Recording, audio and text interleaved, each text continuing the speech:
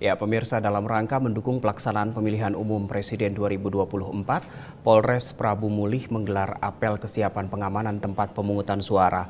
Apel serupa juga digelar di Polres Gianyar sebagai komitmen kepolisian memberikan rasa aman dan nyaman, serta memastikan kelancaran dan ketertiban pelaksanaan pemilu.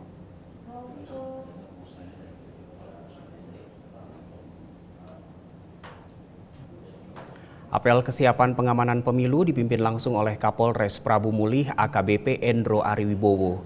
Dalam sambutannya, Kapolres menekankan pentingnya menjaga netralitas sebagai anggota Polri dalam mengamankan jalannya kampanye dan proses pemilu lainnya. Bertempat di Pendopo Rumdin Wako, AKBP Endro Ariwibowo juga mengimbau agar personelnya dapat memberikan arahan kepada masyarakat sehingga ucapan ataupun tindakan yang bisa memperkeruh suasana demokrasi dapat ditekan seminimal mungkin. Para personel pengamanan pemilu di Prabu Mulih telah dibekali perlengkapan berupa tas serbaguna dan MTP. Sebelumnya, para anggota juga telah dilakukan pemeriksaan kesehatan untuk memastikan kesiapan mengikuti pengamanan pemilu.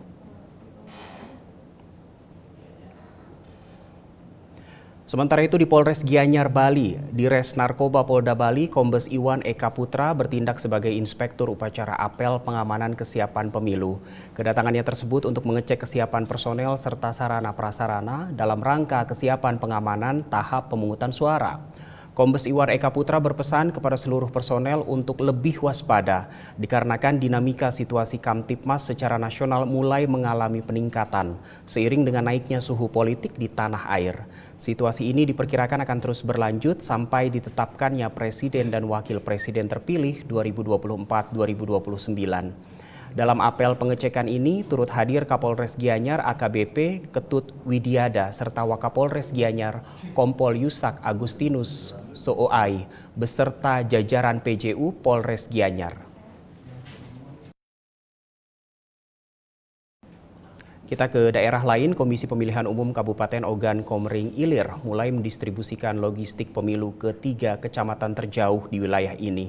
Demi memastikan keamanan, personel Polres Oki dikerahkan untuk mengawal ketat proses distribusi.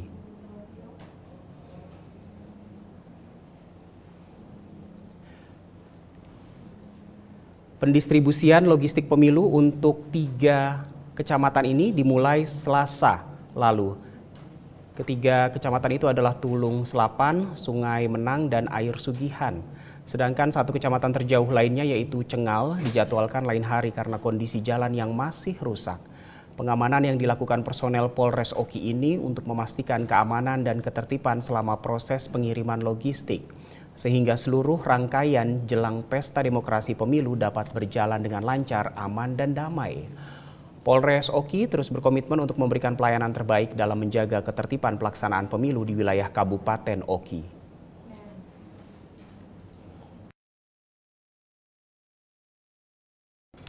Jelang hari pemungutan suara 14 Februari 2024, KPU Kabupaten Sumeneb, Jawa Timur menggelar simulasi pemungutan dan penghitungan suara serta penggunaan aplikasi Sirekap. Ketua KPU Sumeneb berharap penyelenggaraan pemilu di seluruh TPS se-Kabupaten Sumeneb bisa lebih profesional dan berintegritas. Media Center Komisi Pemilihan Umum KPU Kabupaten Sumeneb menggelar simulasi pemungutan dan penghitungan suara serta penggunaan aplikasi Sirekap untuk pemilu 2024 di lapangan dalam kantor KPU Sumeneb, Jawa Timur. Ketua KPU Sumeneb Rahbini mengatakan, simulasi bertujuan sebagai sarana pembelajaran bagi penyelenggaraan pemilu di masing-masing TPS di Kabupaten Sumeneb yang jumlahnya mencapai 3.683 TPS termasuk dengan TPS khusus. Petugas TPS dilatih untuk melakukan pemungutan dan penghitungan suara sesuai dengan peraturan yang berlaku. Selain itu, mereka juga dilatih untuk menggunakan aplikasi Sirekap untuk memproses hasil penghitungan suara. Rahbini juga berharap agar penyelenggaraan pemilu di seluruh TPS se-Kabupaten Sumeneb bisa lebih profesional dan berintegritas dalam melaksanakan seluruh tahapan pemilu 2024. Kelompok penyelenggara pemilu memiliki kemampuan, ketelitian, dan kecakapan untuk melakukan pemungutan suara sesuai dengan PKPU 25 tahun 2023 dan Juknis nomor 66. Hingga saat ini KPU Sumeneb masih melakukan pengemasan dan pengiriman logistik pemilu ke wilayah-wilayah kecamatan termasuk ke wilayah kepulauan yang ada di Kabupaten Sumeneb.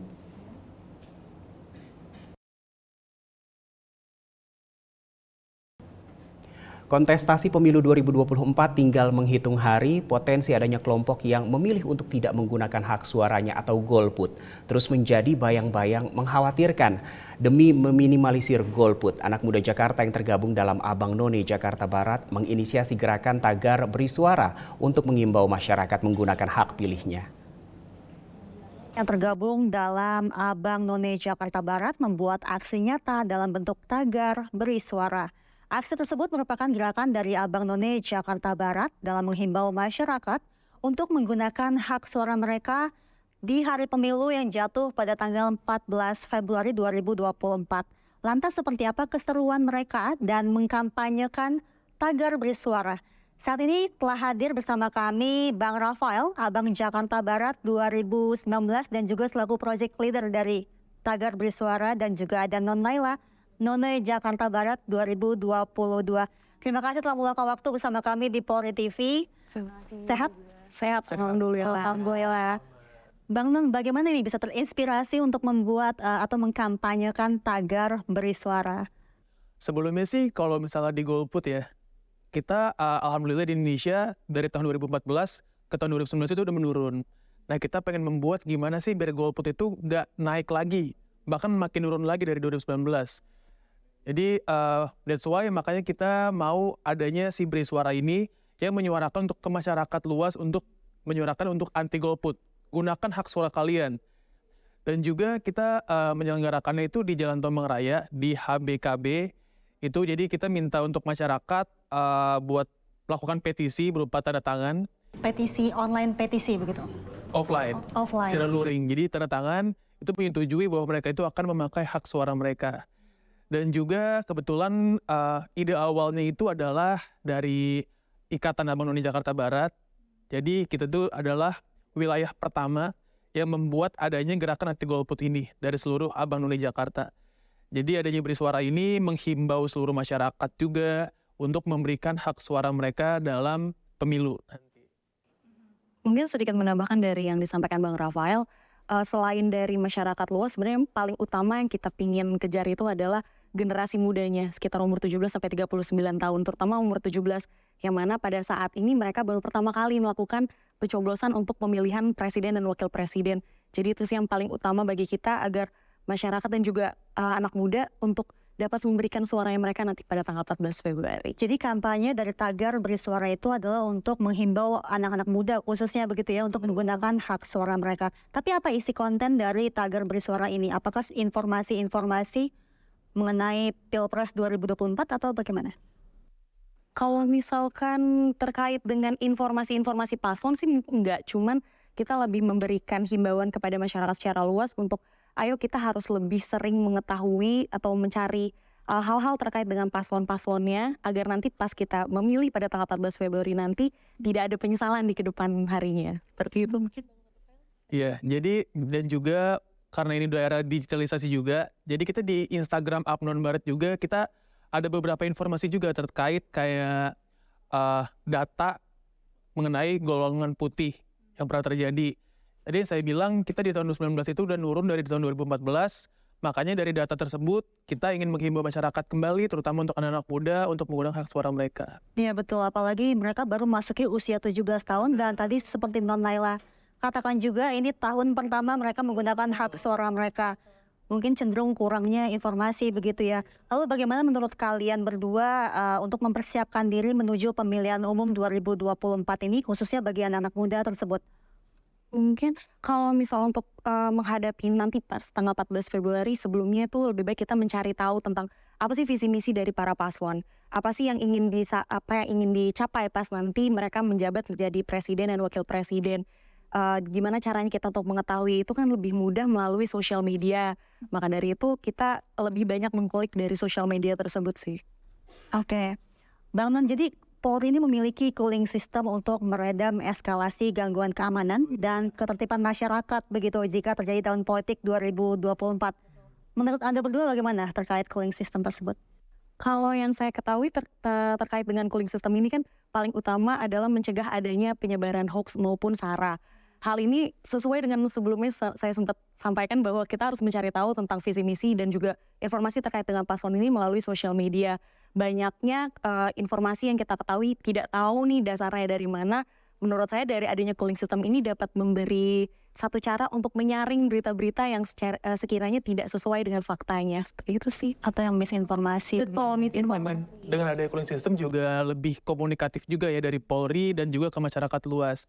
Jadi daripada hoax makin menyebar, lebih baik adanya himbauan sebelumnya biar nggak menyebar luas gitu. Baik, terima kasih Bang Rafael dan Non Naila telah bergabung bersama kami di Polri TV. Salam presisi. Salam presisi. Dari 43.000 pemilih dalam daftar pemilih tetap atau DPT di Amerika Serikat, 15.000 diantaranya mencoblos lebih awal melalui pos. Tinggal jauh dari tanah air membuat diaspora Indonesia kesulitan menentukan pilihan mereka. Kita simak laporan Rio Tuasikal dari VOA.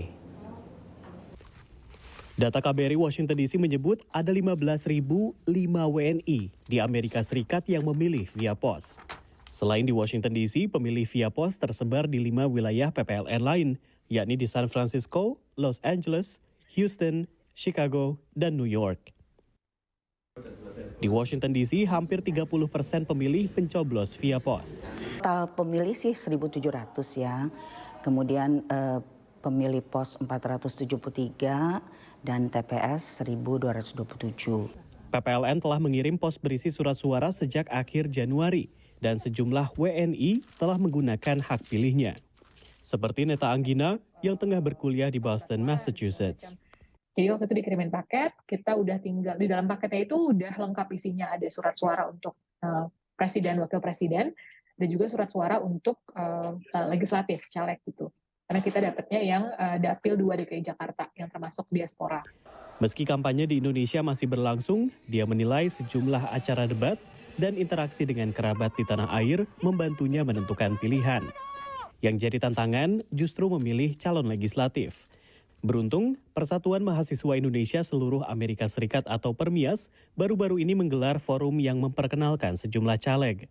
Kebetulan memang itu ngasih kita wadah ya untuk mengenal beberapa caleg yang memang ikutan, dan itu cukup membantu juga sih untuk memahami langsung gitu.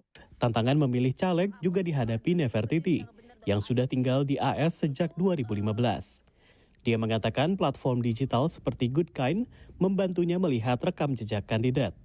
Berita-berita tentang mereka, what kind of news do they appear in, what kind of charity they support, what kind of community initiative, terus prestasi mereka apa kalau pernah ada prestasi. Akun-akun informatif di media sosial juga membantu dia menentukan pilihan.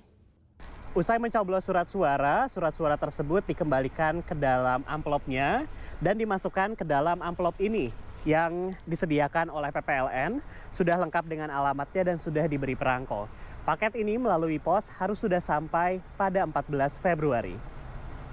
Namun pemilihan via pos menghadapi tantangan, yakni pos yang belum sampai. PPLN Washington DC menggantungkan harapan pada sistem pos Amerika Serikat USPS. Kita anggap cukup bisa diandalkan, ya kita harapkan itu akan tiba sebelum tanggal 14. Sementara bagi pos yang hilang dalam pengiriman, menurut PPLN belum ada solusi dari KPU Pusat. Penghitungan surat suara pos di Washington DC akan berlangsung pada 15 Februari.